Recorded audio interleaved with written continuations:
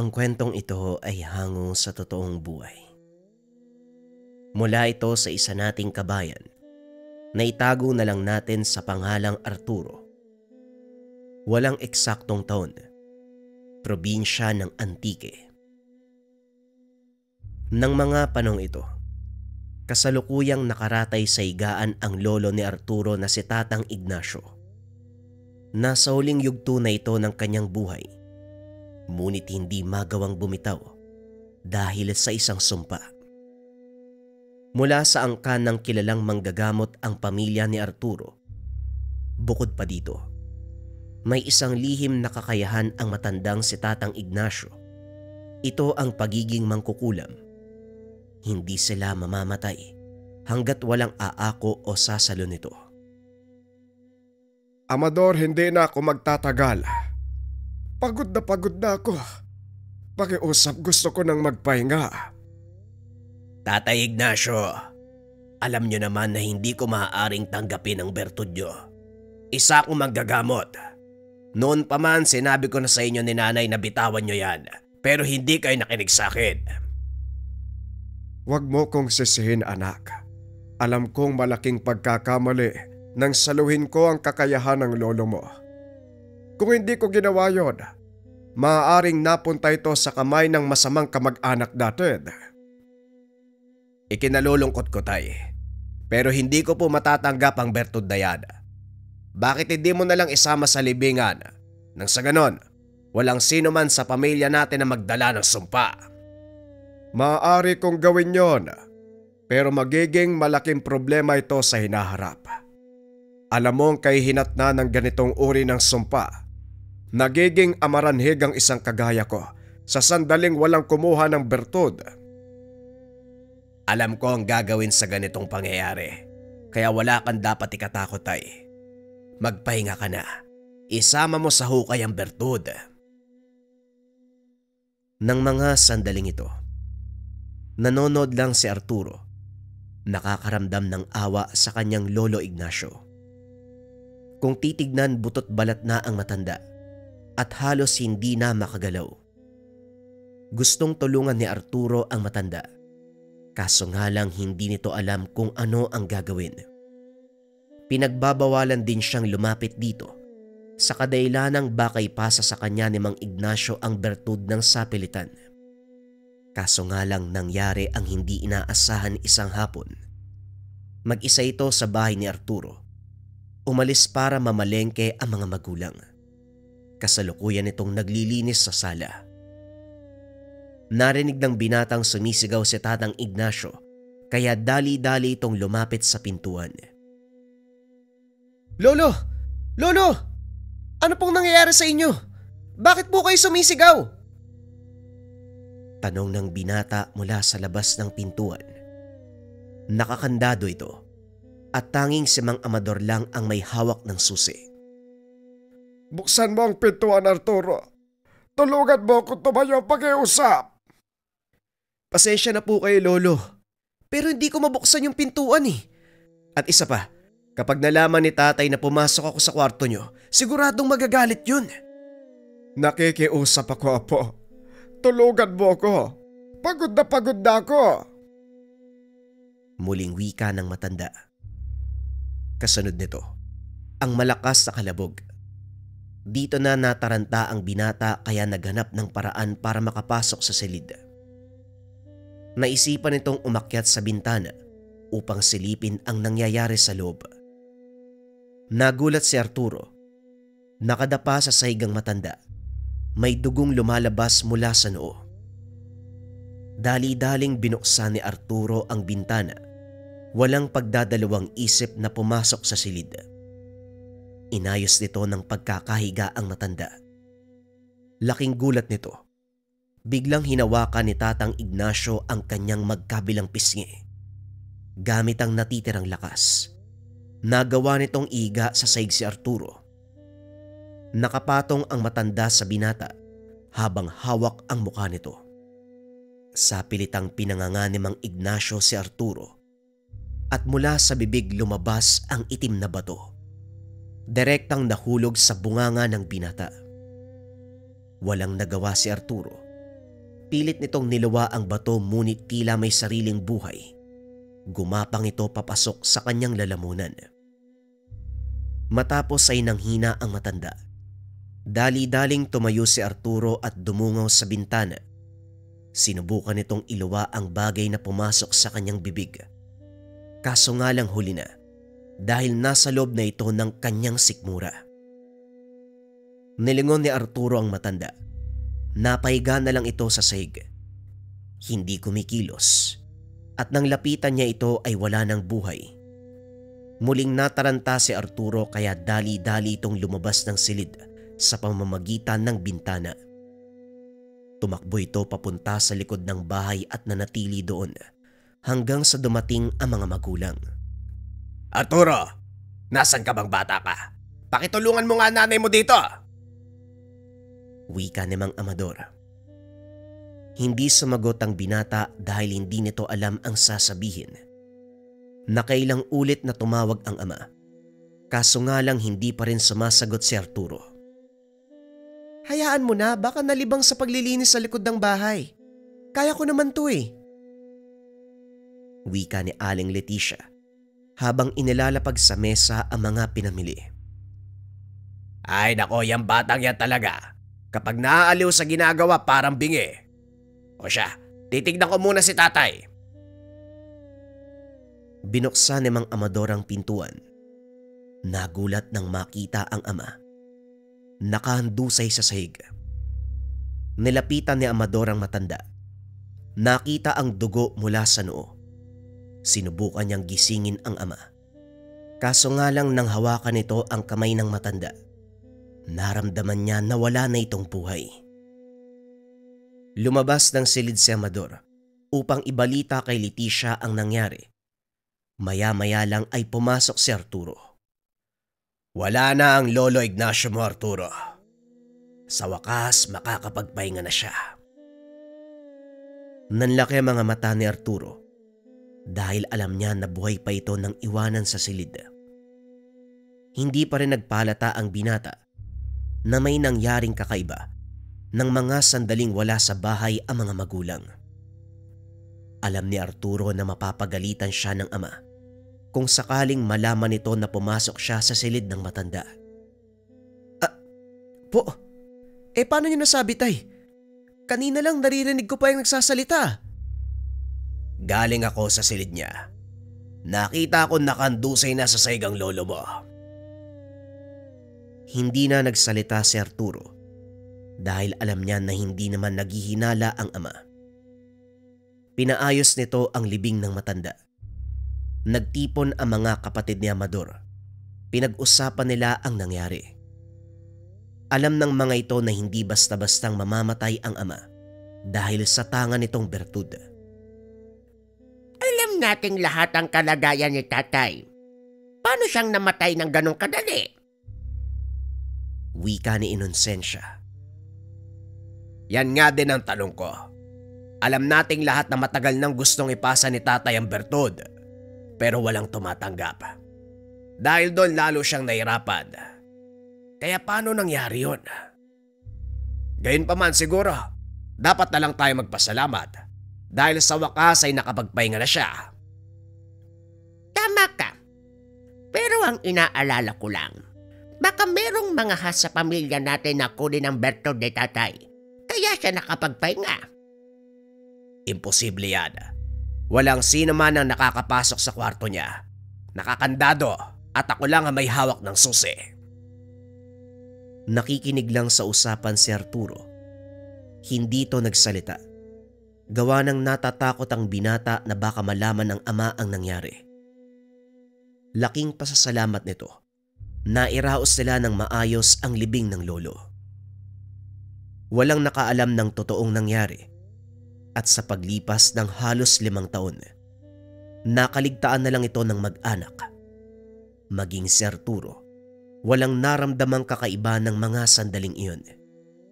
Iniisip ng binata na maaaring guni-guni lang ang nangyari hanggang sa dumating ang isang araw. Nagawi ito sa silong ng kanilang bahay. May isang silid doon na pinaglalagyan ni Tatang Ignacio nung nabubuhay pa. Nagpasya ang binata na linisin ito upang gawin pahingahan. Kaso nga lang sarado ang pintuan, kaya hinanap ng binata ang susi. Maswerte namang naisabit ni Mang Arturo sa dingding ang mga ito, kaya isa-isa niyang sinubukan ang bawat susing mahawakan hanggang sa nagtagumpay na mabuksan ang pintuan. Napakadilim sa lugar na yun, kaya naman kinakailangan niyang magdala ng sulo. Bumungad kay Arturo ang makapal na alikabok. Punong-puno ng agiw ang lugar at halos hindi na makilala ang mga gamit. Isa-isang tinanggal ni Arturo ang takip sa mga ito. Tumambad ang lumang kagamitan sa panggagamot ni Tatang Ignacio. Inilawan niya ito para makita kung ano ang nakapatong sa mesa. Nanlaki mga mata ng binata dahil may mga lumang manika, mga garapon at ilang maliliit na aklat na naglalaman ng mga dasal. Naupo ang binata at sa hindi malamang dahilan, tila nagkaroon ito ng interes sa mga nakasulat. Nakalagay doon ang ilan sa mga pamamaraan. Kung titignan ay para itong sinadya. Tila alam ni Tatang Ignacio na darating ang pagkakataong mahanap ito ng isa sa kanyang mga kaanak. Binasa ni Arturo ang mga dasal kung para saan ang mga ito. Muli na namang nawili ang binata hanggang sa hindi na namalayan ang oras. Napansin na madilim na sa labas. Nang mamatay ang apoy ng dalang sulo, pumasok ito sa kanilang tahanan ni hindi man lang napansin ni Mang Amador ang binata dahil abala ito sa pagbabasa ng dyaryo. Nang mga sumunod na araw, patuloy pa rin ang binata sa pag-aaral ng mga iniwan ni Tatang Ignacio hanggang sa naisipan nitong subukan ang isa sa mga dasal. Hindi naman ito nakikisali sa mga gamutan. Walang kalam-alam si Arturo kung alin ang ginagamit sa kabutihan at alin ang sa kasamaan. Dinala ng binata ang isa sa mga libreta dahil nakasulat dito na pangdepensa. Lingid sa kalaman ni Arturo, ito na pala ang simula ng pagbabago ng kanyang buhay. Nang mga sandaling ito, nag-aaral sa kolehiyo si Arturo. Hindi naman kalakihan ng pangangatawan. Madalas pagdiskitahan ng ibang estudyante o hindi kaya naman mga kabataan na nakatambay sa labas ng paaralan. Nagkataong pauwi siya nang harangin ng mga kabataan. Gaya ng palagi nilang ginagawa, pinaglalaroan ng mga ito ang gamit ng binata. Hindi lumalaban si Arturo dahil sa takot na pagalitan ng mga magulang. Ngunit sa pagkakataong iyon, nagpasya ang binata na subukan ang kaalamang natutunan. Nagawa nitong makakuha ng hibla ng buhok mula sa mga kabataan. Nang iwan siya nito, dali-daling umuwi si Arturo. Dumiretso ang binata sa silong ng bahay at doon ginawa ang ritual. Binasa nitong mabuti ang nakasaad sa libreta. Inilagay ang hibla ng buhok sa loob ng manika. Inusal ang mga dasal na nakapaloob sa maliit na aklat. Sabay ihip dito. Dahil subok lang naman ang gagawin ni Arturo, tinusok niya ng maliit na karayom ang kanang binti ng manika. Tignan natin kung totoo nga ang nakasulat sa libreta mo, Lolo. Malalaman natin yan bukas. Kinabukasan pagdating sa paaralan, muli niyang nakita ang mga kabataan. Nakangiti sa kanya. Alam ng binata na may binabalak na namang masama ang mga ito. Napansin din ng binata na kulang ng isa ang grupo. Teka, nasan kaya yung nasabunutan ko kahapon? Wika ng binata sa sarili. Pagsapit ng hapon, sinadya nitong dumaan sa kinaroroonan ng mga kabataan. Tumayo ang isa sa mga ito. Hinila ang kwelyo ng damit ni Arturo.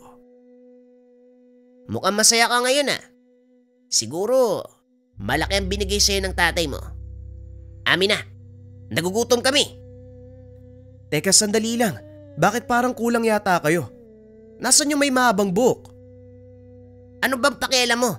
Amin na yung pera mo kung ayaw mong masaktan. Eto naman, masyadong mainit yung ulo. Sabihin mo muna sa akin kung nasaan yung kasama nyo. Ba't talaga naman? Nasa bahay nila. Namamagaan ka ng binti. Parang tinubuan ng pigsa.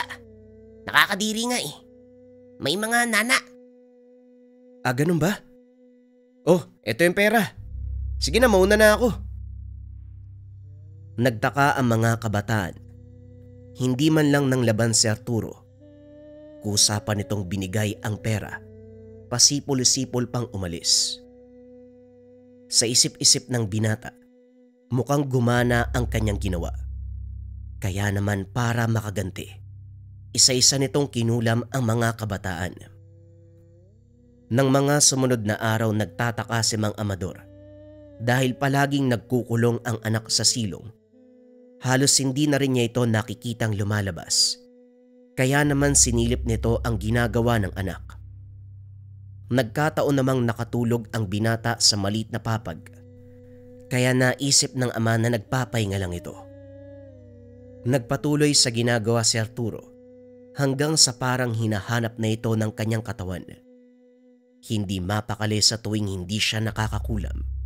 Kaya kahit mga inosenteng kaklase, pinagdidiskitahan. Hanggang isang araw, may pumunta sa kanilang tahanan para magpagamot sama. Kaklase ni Arturo ang pasyente. Alam niyang malalaman ni Mang Amador na siya ang may gawa. Kaso nga lang bago pa man magsimula ang ama, dali-dali itong bumaba sa silong upang kalasin ang ginawang ritual. Matapos ay bumalik ang binata sa loob ng bahay. Pasimpleng kinausap ang kaklase. Nagkunwari ito na walang alam sa mga nangyayari. Nagtaka si Mang Amador dahil nang suriin niya ang pasyente, wala itong sakit. Laking pagtataka din ng mga ito dahil kani-kanina lang halos hindi na makalakad sa laki ng pamamaga ng binti. Mukhang natakot na ang gumawa sa'yo nito eh. Sige na, umuwi ka na. Maayos na ang kalagayan mo. Nakahinga ng maluwag si Arturo. Hindi nalaman ng ama na siya ang may gawa. Nang mga sandaling ito napagtanto ng binata na totoo ang nangyaring pagpasa ng bertud sa kanya ni Tatang Ignacio. Hindi makapaniwala si Arturo na siya ang pumalit sa matanda. Nang mga sumunod na araw, isang kaibigan naman ang lumapit sa kanya. Naghiwalay sila ng kasintahan dahil sa isang babae. Walang ya sila. Kaibigan pa naman ang turing ko sa babaeng yun. Tapos malalaman ko na lang, meron silang relasyon ng nobyo ko. Naku, Mercy. Yan ang sinasabi ko sa'yo eh. Kaya hindi ako nakikipagrelasyon eh. Anong gusto mo gawin sa kanila? Gusto kong gumanti sa babaeng yun. Gusto ko siyang makalbot pumangit. Madali lang yan. Bakit hindi mo buhusan ng mainit na tubig? Alam mo namang hindi ko kayang gawin yun, no? Gusto kong gumanti pero hindi ako marunong manakit. Di ako ang gagawa. Mapapahamak ka niyan eh, hayaan mo na. Hindi naman ako papayag. Nasaktan nila ang kaibigan ko. Ako nang bahala sa'yo. Meron ka bang natabing litrato niyong 3? Meron, Arturo. Teka, bakit mo naman kailangan ng litrato namin? Basta amin na. Gaya ng sinabi ko sa'yo, ako nang bahala. Ibinigay ng dalaga ang litrato. Matapos ay dali-daling umuwi si Arturo. Pagdating sa tahanan, sinimulan nito ang ritual. Ginupit nito ang larawan ng kaibigan at upang wag madamay, inilagay ng binata ang natira sa litrato sa isang garapon at nilagyan ng mga insekto. Talagang ang gaan sa pakiramdam ng ginagawa ko ah. Ano kaya ang susunod kong gagawin bukas? Kinabukasan matapos ang klase, hinanap nito ang dating kasintahan ng kaibigan. Nakitang puro pantalang muka at may mga kagat ng kung anong hayop. Napangiti na lang si Arturo. Alam niya na gumagana ang ginawang orasyon. Nang mga sumunod na araw, ipinagpatuloy nito ang parusa sa dalawang kaklase. Ngunit hindi inasahan ni Arturo na may mangyayaring hindi maganda ng araw na yun. Hindi niya nakita ang kaklase nilang babae. Ayon sa ibang kamag-aral, lumiban ito upang magpatingin sa doktor. Hindi akalain ni Arturo na lalapit ang mga ito sa kanyang ama. Pag-uwi ng binata, nakita ang kaklase at ang kasintahan ni Mercy. Dali-daling bumaba ang binata para kalasin ang ginawa. Kaso nga lang huli na, nakapagsimula na ang ama. Hindi nito nagawang makababa dahil tinawag siya ni Mang Amador. Halika nga dito, Arturo. Kakailanganin ko ang tulong mo. Opo tay, sandali lang po. Magbibihis lang ako. Pumasok ng silid ang binata. Kinakabahan sa maaaring mangyari. Bagay na napansin ng ama. Matapos magbihis, tumayo ito sa tabi ni Mang Amador. Ano bang ginagawa mo dyan? Kunin mo yung mga gamit ko. Oo nga pala tay, pasensya na po kayo ha. Ano bang nangyayari sa'yo? Parang aligaga ka. Wala po tay. Napagod lang po ako sa paaralan. Ito na po yung mga gamit nyo. Sa sobrang taranta, nabitawan ni Arturo ang lalagyan ng langis ng may asin. Tumapon ito sa paa ng kaklase. Laking gulat ni Mang Amador. Biglang napasigaw sa sakit ang binata. Oh, ano nangyayari sa'yo? Bakit ka sumisigaw? Hindi ko po alam tay. Bigla pong uminit yung binti ko. Tinignan ito ni Mang Amador. Nakita ang malaking marka na tila na binlaan ng mainit na tubig. Dito nagkaroon ng hinala ang Ginoo. Ipinagpatuloy nito ang kanyang ginagawa hanggang sa makumpleto ang ritual ng panggapos. Ngayon naman, hawakan mo itong libreta habang binabasa ko. Hindi ko magamit ang dalawang kamay ko eh. Hinawakan ng binata ang libreta habang nakatapat kay Mang Amador.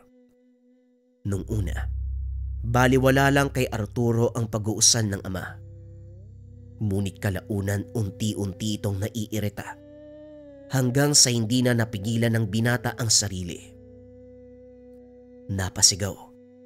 Hinampas sa sahigang hawak na libreta. Napangiti si Mang Amador.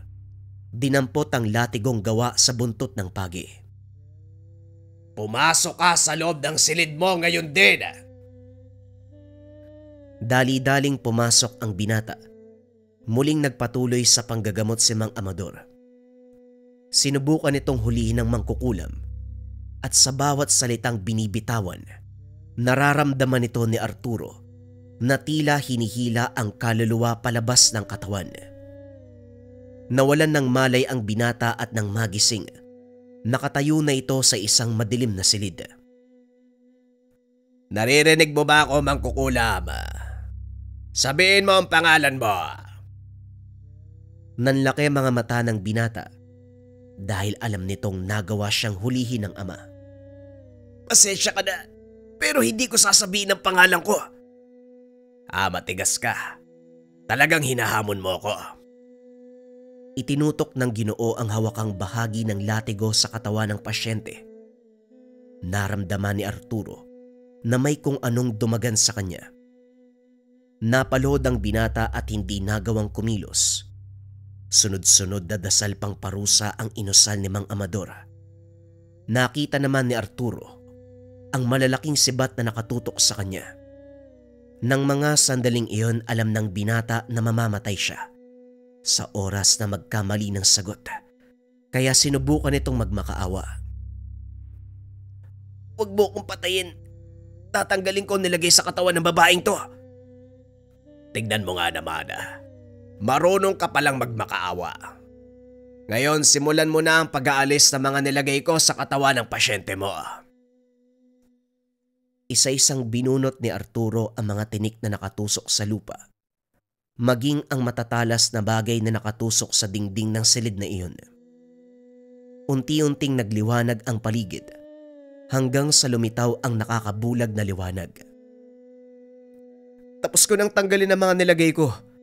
Pakiusap pag buo kong papatayin. Hindi ko na uulitin. Pasensya na. Pero hindi ako yung tipo ng tao na hahayaang mabuhay ang kagaya mo.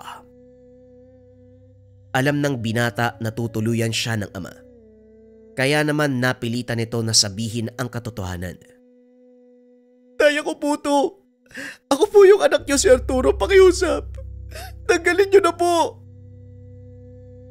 Nanlaki ang mga mata ni Amador nang marinig ang sinabi ng anak. Hindi ito makapaniwalang naging mangkukulam si Arturo. Ngunit simula pa lang ng gamutan, may hinala na ito. May kakaiba sa kilos ng anak. Sinasabi ko na nga ba? Dali-daling kinalas ni Amador ang tigalpo. Muling nagkamalay ang binata. Nagising ito na nasa loob ng sariling silid. Bumukas ang pintuan. Kagad siyang hinila ni Mang Amador sa kwelyo ng damit. Alam mo ba kung ano ang ginawa mo? Inilagay mo sa kahihiyan ng pamilya natin. Ako isang manggagamot. May anak na mangkukulab. Ano na lang ang sasabihin ng mga tao? Saan mo nakuha ang kakayahan na yan? Patawarin niyo po ko, tay. Pero nung araw na namatay si Lolo Ignacio, ako po yung sumalo ng bertud niya. Anong sinabi mo? Totoo po, tay. Patawarin niyo ko. Sinuway ko po kayo. Hindi ko alam kung anong kahangalan ang pumasok sa utak mo at nagawa mo ang bagay na pinagbabawal ko. Gayunpaman, wala na ako magagawa. Anak kita, hindi kita maaaring patayin. Diyan ka lang at tatapusin ko ang gamutan. Pasalamat ka walang malay ang pasyente at nasa labas yung mga kamag-anak niya. Matapos gamutin ni Mang Amador ang pasyente, gumawa ito ng paraan upang ipasuka kay Arturo ang bertud. Tumagal ng buong gabi ang ganitong proseso. Kailangan mong ilabas yan, Arturo. Tisin mo! Hindi ko na po kaya, tay. Naghihina na po ako. Pakiusap. Itigil na po natin to. Hindi maaari. Kailangan mong ilabas ang bertud na yan. Nagpatuloy ang ritual hanggang sa tuluyang mailabas ni Arturo ang bertud. Nanghina ito ng husto kaya nakatulog. Pagkagising ng binata, ipinakita sa kanya ng Ginoo kung paano nitong basagin ang itim na mutya. Pasalamat ka. Hindi pa ganon kalalim ang ugat ng bertud sa pagkatao mo. Magsilbisa ng aral sa iyo nangyari, Arturo. Maraming salamat po, tay. Pangako po, hindi ko na po papakialaman yung mga gamit ni Lolo. Matapos ang usapan, isa-isang sinunog ng binata ang mga libreta ni Tatang Ignacio. Dahil sa pangyayaring iyon, nagpa siya si Mang Amador na turuang manggamot ang anak. Sa paglipas sa mga taon, tuluyang tinalikuran ni Arturo ang pagiging mangkukulam. Itinoon ng pansin sa panggagamot hanggang sa kilalanin bilang mahusay sa larangan. Dumami ang parokyano ng binata. Lumaganap maging sa Karatig Bayan. Hindi akalain ni Arturo na mangyayari sa kanya ang ganong bagay. Napagtanto na sa oras na nagpadala sa kasamaan, tuluyan kang lalamunin. Ang kagandahan sa nangyari sa kanya, tuluyang nawala ang sumpa ng kanilang pamilya. Malaki rin ang pagpapasalamat ni Mang Amador dahil nagwakas ang madilim na yugto ng kanilang angkan. Nawala ang sumpa ng pagiging mangkukulam nang minsang kalabanin ng tatay na manggagamot ang anak niya na isang mangkukulam. Bagong kwento pa rin ang kasunod, mga kabayan. Ito ay tungkol sa bayarang mangkukulam. Simulan na ang storya. Ang kwentong ito ay hango sa totoong buhay. Mula ito sa isa nating kabayan na itago na lang natin sa pangalan Jonel. Taong 1993, probinsya ng Antique. Nagsimula ang lahat ng lumipat sa Antique si Jonel. Lumad sa lugar ang kanyang lolo na maraming nakakakilala. Sa lumang bahay na nuluyan at doon nagpatuloy sa buhay. Hindi siya nakapagtapos ng pag-aaral. Nakatungtong lang ito ng 3 baitang sa elementarya. Marunong magbasa at magsulat. Sa akulangan sa aspetong edukasyon, hindi matanggap sa matinong trabaho. Gayunpaman hindi ito hadlang para makapaghanap buhay. Ang lolo Juanico ay kilalang mambabarang. Marami itong natulungan lalo na sa mga taong hinangad manakit ng kapwa. Kahit matagal nang namaalam sa mundong ibabaw ang matanda, may sumasadya sa tahanan para magtanong kung may sumunod sa yapak. Ito ang nakitang paraan ni Jonel para kumita. At upang hindi malaman ang kasamaang ginagawa, idinaan sa pagbebenta ng sisiw. Sigurado ka bang ipapapatay mo ang babaeng to? Maganda pa naman, oh. Sayang. Wika ni Jonel habang pinapasadahan ng tingin ang litrato ng babaeng ipapakulam. Isang sugarol ang kliyente ngayong araw. Gustong parusahan ng asawa sa pagtataksil. Oo naman, sigurado ko.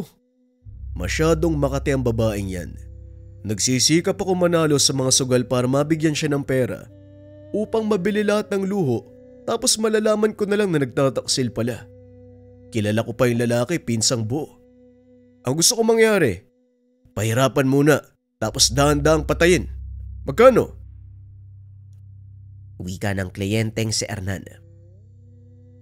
Kawawa naman yung babae sa usapin, ha. Hindi siya nagtaksil sa'yo ng siya lang. Bakit hindi natin isali yung lalaki? Para dalawa silang magtusa.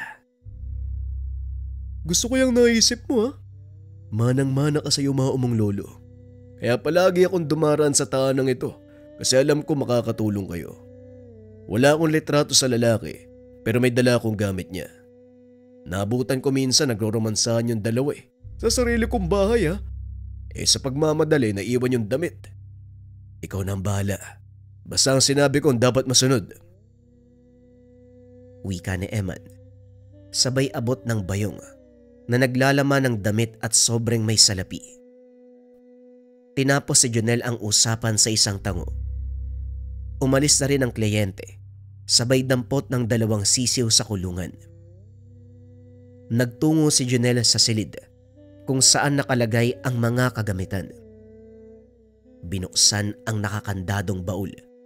Tumambad ng 3 manika na may kanya-kanyang palatandaan. Kinuha ang kahon na naglalaman ng mga kandila. Pula, itim at puti. Naroon na rin ang mahabang karayom. Lahat ito ay maayos na punesto sa mahabang lamesa.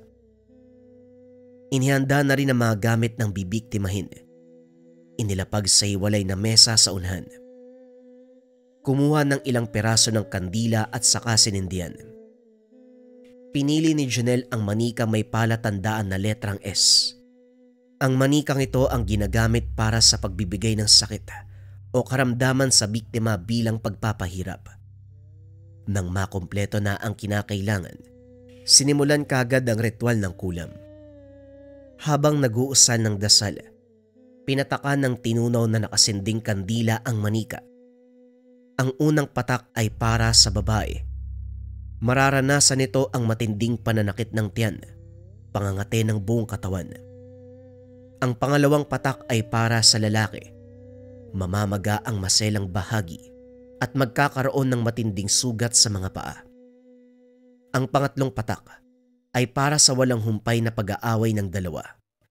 Sinadya ito dahil ang sabi ng pasyente, nagsasama na sa iisang bubong ang mga taksil.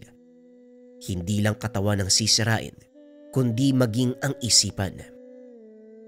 Inulit ng 3 beses ang pag-usal ng orasyon. Umabot din ng mahigit 1 oras ang pagsisindi ng kandila. Bilang pagtatapos, Tinusok-tusok ng karayom ang manika. Tinabi ni Jonel ang binigay na damit dahil sa huling proseso na ito gagamitin. Kinabukasan bumalik ang kliyente. Ibinalita ang nangyari sa dating asawa at kinakasama nito. Natuwa sa serbisyo kung kaya't nag-iwan muli ng pera, bagay na hindi inayawan ni Jonel. Mahusay ka bata, ha? Ipagpatuloy mo lang. Babayaran kita sa makatarungang halaga. Hindi lang yan ang matatanggap mo. Hindi ako pumapalya sa trabaho kung maayos magbayad ang kliyente. Huwag kang mag-alala, bossing. Ako nang bahala sa dalawang yun. Kung gusto mo, patayin ko kagad eh. Huwag muna. Gusto kong makita silang nagdurusa, kaya parusahan mo lang. Napabuntong hininga si Jonel. Kung siya lang ang magpapasya, tatapusin na kagad ang trabaho sa katapusan ng buwan. Ilang linggo mula ngayon, hindi niya ugaling pabain dahil malaki ang tsansang lalapit ang mga biktima sa albularyo o sa mga manggagamot. Kapag nagkataon malalaman ang ginawang pangungulam, aminado siya. Hindi siya madaling matutunton gamit ng kanyang mga orasyon. Ngunit hindi pwedeng magpakampante dahil wala na siya sa probinsyang pinanggalingan. Narito siya sa baluarte na minsan ang narinig na may malakas na albularyo. Subalit hindi pwedeng sumaway sa kliyente, lalo pat malaki ang binayad. Lumipas ang mga araw, lumala ang sitwasyon ng dating asawa ni Hernan na nagngangalang Jonah. Dinig hanggang labas ang pagdaing, gawa ng pananakit ng tiyan. Nagkanda sugat-sugat na rin ang iba't ibang parte ng katawan sa kalabisang pagkamot sanhi ng pangangati. Hindi niya na kaya pang humarap sa mga tao dahil sa kalagayan. Ang lalaki sa kabilang banda na nagngangalang Romel, hindi na makalakad, hindi makatayo dahil sa malubang sakit sa magkabilang paa. Nabubulabog ang mga kapitbahay dahil na rin sa walang tigil na pag-aaway. Nagsisigawan, nagbubulyawan. Habang nagdurusa ang mga ito ay tuwang-tuwa naman ang kliyente ni Jonel. Minsan pa'y binibisita para kutsain ang kalagayan. Kagad niyang sinaway dahil hindi nalalayong maisip na siya ang may pakana ng paghihirap nila. Pasensya ka na. Hindi ko lang maiwasan na maging masaya eh. Mga baboy ang mga yun. Ako lang ang binabantayan kapag nakalis ako ng bahay. Nagpapainit pa sila. Pinapaligaya ang bawat isa. Ngayon ako naman ang magiging maligaya. Nakakatuwang makita na naghihirap ang mga animal. Ang gusto ko lang naman ay mag-ingat tayo. Isang maling galaw lang. Pwede nilang malaman na ikaw ang nagpakulam sa kanila. Gusto mo bang ibalik sa iyo ang kulam? Tripleng pagdurusa ang mararamdaman mo. Pagsapit ng gabi, wala mang abiso, tinapos na ni Jonel ang paghihirap ng dalawa. Wala siyang tiwala sa kliyente, sa ugaling pinapakita. Hindi imposibleng makagawa ng mali na magtuturo sa kanilang nagawa. Nagsindi ng itim na kandila. Sa pagkakataong ito, ang mga damit ang pinagtuunan ng pansin. Inilagay sa isang maliit na batya. Pagkatapos ay sinunog. Habang nagliliyab, isinabay ang pag-uusal ng mga orasyon. Kasabay nito ang huling sigaw ng mga biktima, ang kusang pagkamatay ng apoy. Kinabukasan, nabalitaan ni Jonel mula mismo sa kliyente ang masamang nangyari sa dalawang biktima. Natagpuan ng kapitbahay na wala ng buhay sa loob ng tahanan. Maraming saksak sa katawan. Pinaniniwalaan, sila lang din ang nagpatayan dahil ayon sa nakarinig ng kaguluhan, sigawan, basagan ng mga gamit, kung ano-anong mura at ingay. Kagaya ng sinabi ko, nag-iingat ako.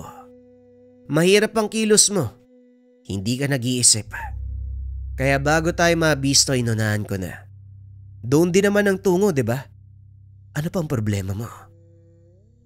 Iho, gusto ko sila magdusa kaso pinatay mo kaagad. Kung wala ka nang sasabihin, pwede ka nang umalis. Munting paalala, sa oras na traidorin mo ko, hindi ako magdadalawang isip na patawan ka ng parusa. Nagkakaintindihan ba tayo? Tumango si Hernan, nagmamadaling umalis sa lugar. Ilang linggong lumipas, meron na namang kliyente. Ang dahilan ay inggit. Gustong kulamin ang sariling ina dahil pinaburan palagi ang nakakatandang kapatid.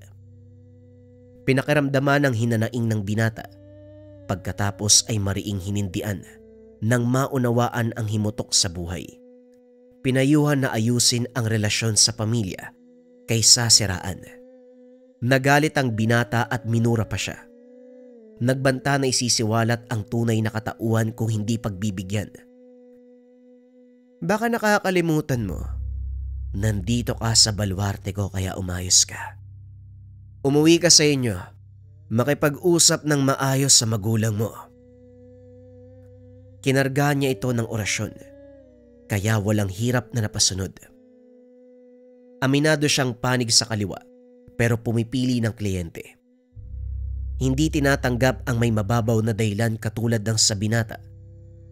Masama man kung ituring ang ginagawa, sa masasama lang din ng bibiktima. Ang ganitong pag-uugali ay namana sa yumaong lolo na nagturo ng pamamaraan ng kulam. Noong nabubuhay pa ang matanda, maraming nabiktima pero ang mga ito ay masasabing halang ang kaluluwa. Merong tulisan na pumapatay ng inosenteng tao, mga kalalakihan na minamaltrato ang sariling pamilya, gumagahasa sa mga dalaga.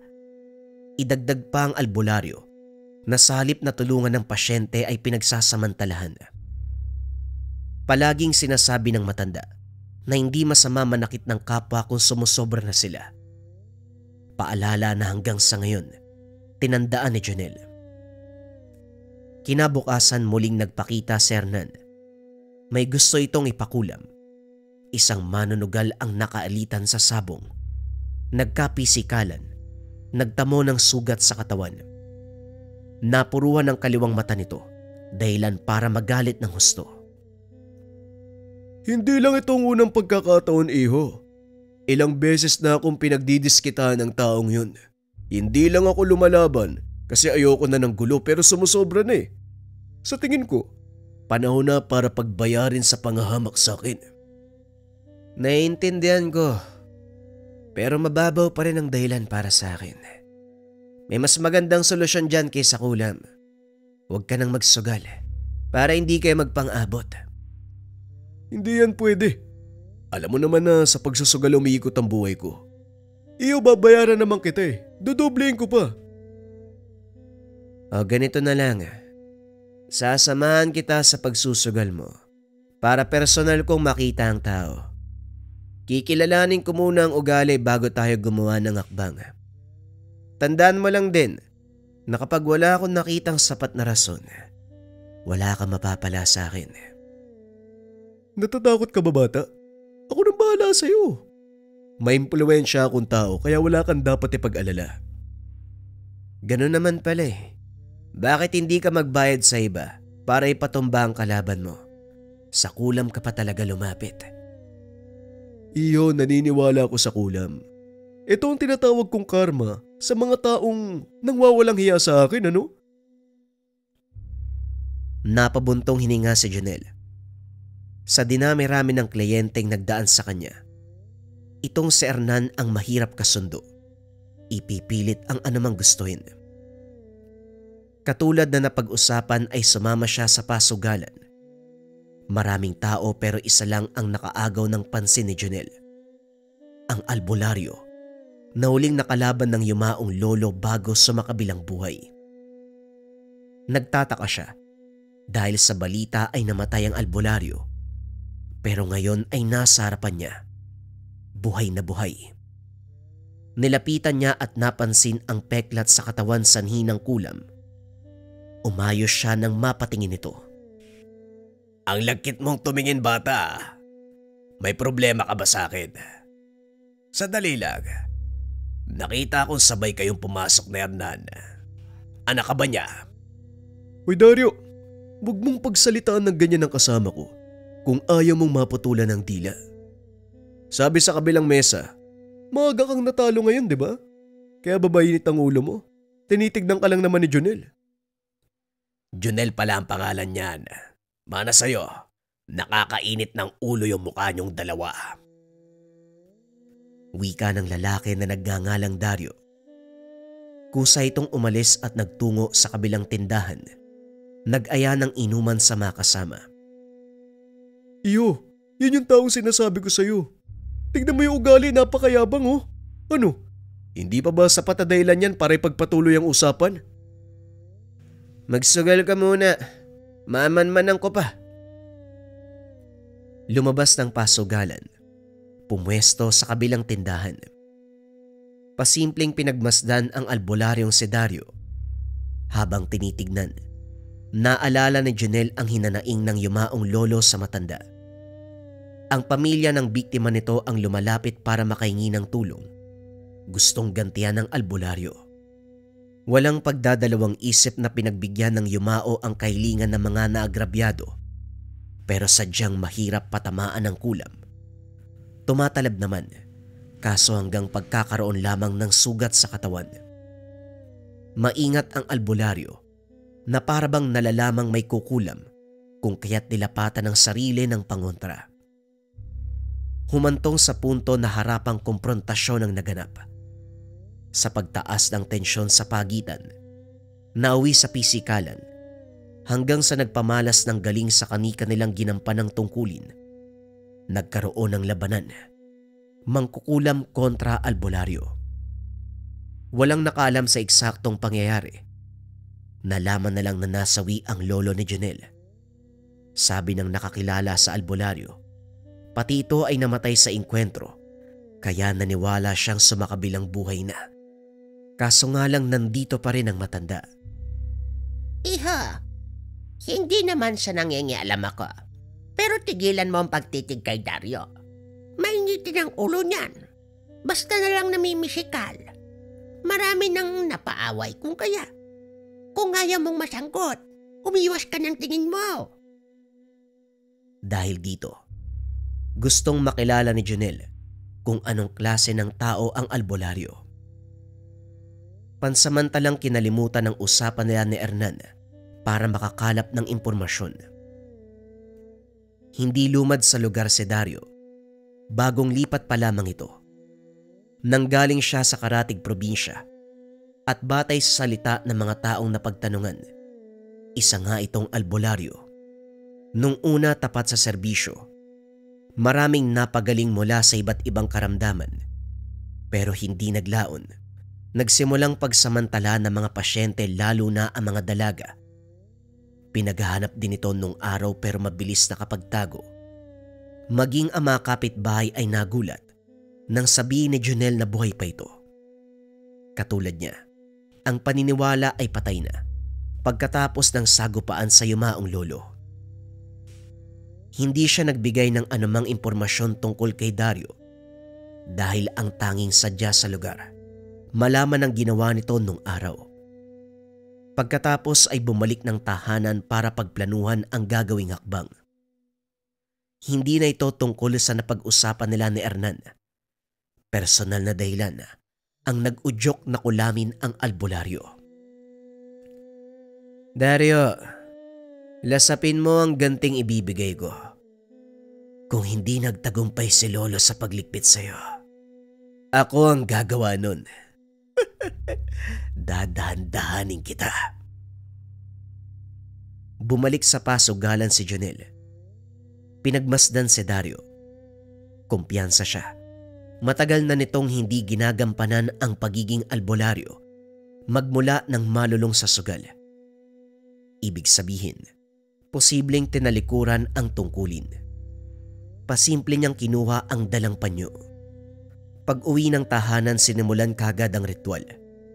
Naglabas ng manika, nagsindi ng pulang kandila. Nagkarga ng mga orasyon habang pinapatawan ng parusa ang albularyo. Sa puntong ito, Hindi lang pagdapo ng kung anong karamdaman ang pinataw. Tinawag ni Junel ang iba't ibang insekto para guluhin ng matanda. Hindi nagtagal ay umepekto. Kasalukuyang binabaybay ni Dario ang daanan pauwi ng tahanan nang makasalubong ang grupo ng pupuyog. Inatake siya ng mga ito. Nag-iwan ng kagat sa mga muka dahilan para lumobo. Hindi matigil sa pagsigaw dulot ng pananakit. Saktong nakapasok ng tahanan, umaray nang maramdaman ang pagtusok sa talampakan. Muling sumugod ang grupo ng mga insekto. Ginulo ng ginulo ang matanda hanggang sa madulas at bumagsak ang ulo sa sahig. Nawala nito ng malay. Habang nakaandusay ang albularyo, lumawak ang ngiti ni Junel. Nagtapos ang ritual sa pag-upos ng mga kandila. Gayunpaman, simula pa lang ito ng pagdurusa. Nang mga sumunod na araw nakalatay na lamang sa banig. Nakaligtas sa pagkabagok ng ulo pero walang takas sa dumapong karamdaman. Hindi makatulog sa gabi dahil sa pambubulabog ng mga insekto. Kalunos-lunos na kalagayan dahil ang binti may hahalin tulad sa lantang gulay na kinain ng uod. Makikita ang laman, kaunti na lang ang kulang tatambad ang buto. Iyo, nabalitaan mo ba yung nangyari kay Dario? Hindi ko na pala kailangan ipakulam siya dahil may gumawa na. Ayun oh, hindi nakabalik sa pasugalan, nagdurusa. Hindi nga makatayo sa banig eh. Ganyan ang napapala ng mga tao masyadong mataas ang tingin sa sarili. Natuwa nga yung mga taong inagrabyado niyan eh. Marami kasing binugbog dito. Maraming kaaway lalo na kapag lasing. Oh, bakit tahimik ka? Nalulungkot ka ba kasi hindi ka kikita sa akin? Kalmahan mo lang. Huwag masyadong mayabang kapag buena sa sugal. Nakachamba ka lang dahil wala na si Dario. Kung nandun yun, matatalo ka. Wala rin akong pakialam sa pera mo. Meron naman akong negosyo ha. Bahala ka sa buhay mo. Ito yung bayad sa mga kinuha kong sisiw. Amin na nga lahat yan. Ipagpaliban mo rin muna ang pagpunta. Para naghihinala na mga kapitbahay. Araw-araw ka nilang nakikita. Wala naman tayong kasunduan, kaya wala nang dahilan para magpunta ka rito. Pag-alis ni Hernan, sumunod si Junel pero sa tahanan ni Dario nagtungo. Gabi na ng mga sandaling iyon. Wala ring gaanong kapitbahay ang albularyo kung kaya't walang nakakapansin sa pagpasok niya. Tumambad sa paningin ang nakakaawang kalagayan. Mabilis ang paghinga. Bakas ang paghihirap. Nilalangaw ang binting sugatan. Nangangamoy na rin dulot ng nana. Ang muka ay mas lalong namaga dahil sa paulit-ulit na pagkagat ng pinadalang insekto. Nagulat ito nang makita siya sa paanan. Kilala kita. Kasama ka ni Hernan sa pasugalan nung araw. Junel, anong ginagawa mo dito? Anong sadya mo? Pinadala ka ba ni Hernan? Napakunot ang noo ni Junel. Sa salita nito, parang walang ideya sa nangyayari. Dito na rin siya nagsimulang magtanong. Balita ako dati kang albularyo. Anong nangyari? Mababa ba ang kalaman mo sa lihim na karunungan? Parang wala kang alam sa kalagayan mo ngayon ah. Albularyo ka ba talaga o isang huwad? O sadyang tinalikuran ka na ng kaalaman mo dahil masama na ang ugali mo? Diretsahin mo ako, bata. Anong pinunta mo rito? May kinalaman ka ba sa nangyayari sa akin? Magkasabot ba kayo ni Hernan? Naghihirap ka na nga. Ang dami mo pang tanong. Itong tanong ko ang sagutin mo. Kilala mo ba si Juancho? Sandaling natahimik si Dario. Napapaisip sa pangalang binanggit. Isa lang ang kilala kong Juancho.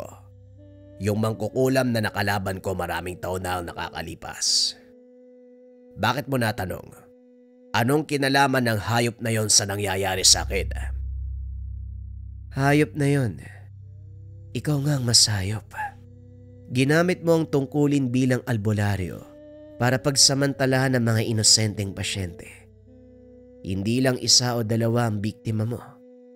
Kapag lalapit sa iba para magpatulong na makaganti sa'yo, pinapatay mo, di ba? Hindi magkamayaw sa pagsigaw si Dario nang saksakin ng kahoy ang sugat nito. Paanong namatay si Lolo? Anong nangyari sa engkwentro nyo? Bakit ka nabuhay? Lolo mo ang mangkukulam. Ayos na sana. Mapapatay na ako pero masyadong maawain. Nakiusap ako sa kanya at kagad siyang pumayag. At ako din ang may pakana upang sabihin sa ibang tao na patay na ako. Ganun ba? Kung nakaligtas ka sa kamatayan mo noon, Pwes ibahin mo ko. hindi kagad pinatay ni Jonel. Bumalik pa siya ng tahanan. Nagpataw muli ng sumpa. Mas lalong pinahirapan ng albularyo. Bawat pagpatak ng kandila sa manika ay siya ring pagkaramdam ng sakit. Sa bawat pagtusok ng karayom ay siya ring paghiyaw ni Dario. Nasa mundong ibabaw ka pa, pero ipaparanas ko sa iyo ang impyerno. Tinipon ng mga insekto. Pagkatapos ay pinasugod sa tahanan ng albularyo. Naiyak na lamang ito dahil hindi na kaya pa ang pagdurusa. Kaso nga lang wala sa plano ni Jonel ang tumigil. Buong magdamag na isinagawa ang ritual. Nahimatay si Dario pagsapit ng bukang liwayway. Balak sanang makita ng harapan ni Jonel ang kalagayan nito, pero hindi magawang makapasok ng tahanan. Sa labas pa lang marami nang nagkukumpulan. Ang iba sa mga ito ay mula sa lugar na pinanggalingan ni Dario, mga pamilya ng inagrabyado. Nakilala niya ang isa, ang napagtanungan noong nangangalap ng impormasyon. Tama lang sa'yo nangyari. Mamatay kang hayop ka. Hustisya yan sa ginawa mo sa apo ko. Siningil na siya. Masyado kasing mayabang eh. Kung sino-sinong ginugulpi kapag lasing na.